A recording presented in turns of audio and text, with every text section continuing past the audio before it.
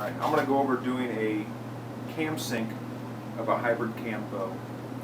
Now, on a hybrid cam bow, you have a bus cable which attaches a cam to a limb, and a control cable which slaves the top and bottom cams together. Now, on this style cam system, the loads aren't even between these two cables. The majority of the load is taken by the bus cable. The control cable just makes sure that these two cams rotate together. With that being said, the bus cable is going to be a harder cable to move than the top cable as far as when the draw stops hit. So if you have your bottom stop hitting before the top stop, it's going to give you a real mushy wall feeling and probably not aim very well. And that's typically what you're going to see once strings and cables start moving, is the bottom cam is going to be the one that ends up moving first.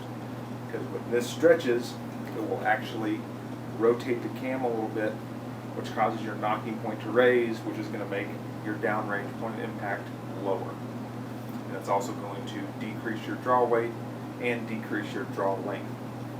So typically whenever I set up a hybrid style cam system on a PSE, especially a smoother pulling system like this SP cam on a Source SP, or say a inertia cam on a Decree, I'm okay with this top cam hitting quite a bit before the bottom. On the old ME style cams, it used to be the rule of thumb was about 1/8 of an inch. On these, I'm running them almost a 1/4 inch difference, because as you can see, the bottom draw stop is out quite a ways from the axle itself. And on an old ME style cam, the draw stop was really, really close to the center. So if you had 1/8 of an inch down here, it's almost double the distance. So you can give yourself almost double the gap. So not quite a 1/4 inch, but almost a 1/4 inch on a cam that has the draw stop out of the perimeter as opposed to on the inside. So again, we've got a situation where the bottom stop is hitting before the top. You can think of it in a way of as the bottom cam is ahead of the top. Now what you want to do to slow down the bottom cam is to make this cable shorter. As you can see, when I shorten this, it will actually move the cam. So a little bit goes a long way. To slow this down, I may put a twist or 2 twists in it, pull it back on the draw board and see, or have your friend draw back and you can look. But I want this top stop to hit a little more, or not quite, a 1/4 inch ahead of the bottom cam.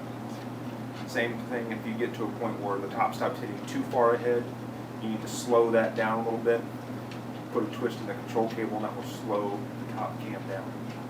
Now, like I said, this is on a very smooth pulling system.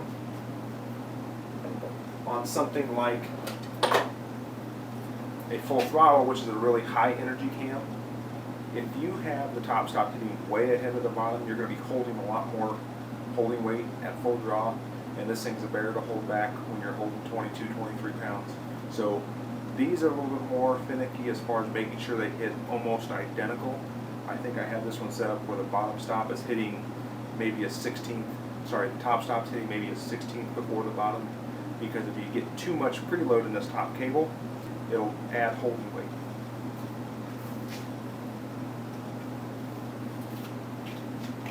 Now, on a new drive style cam, like the EXT cam that's on the Supra, or on the Expression, or the Hyperdrive cam that's on the Carbon Air, the nice thing about this is it's basically like a single cam on steroids, because you have the bigger outside cam where the string tracks, and then you actually have just a round idler in here that has no change to it. So since this cable stays so far away from the center of the axle the entire time that you draw, it doesn't actually need a stop. It's slaved to the bottom cam, and it said, like, it's so far away, you don't actually have to have a stop, which gives you a couple things. A, you can manipulate the top cam to play with your knocking point, and it's not going to cause a top stop to hit before or after the bottom, because there is no stop. You can use a limb stop, but that's movable. So manipulating the rotation of this is going to change your knocking point. Or if, say, you creep tune and you find that if you put your timing mark right on the cable and you shoot really hard on the wall, shoot one right on the wall and shoot one just barely on the wall, and you've got a vertical spread, then you can start manipulating the starting rotation of this cam to try to get that out. And just like on the other one, control cable controls the top cam, the bus cable controls the bottom cam. Let me know if you guys have any questions.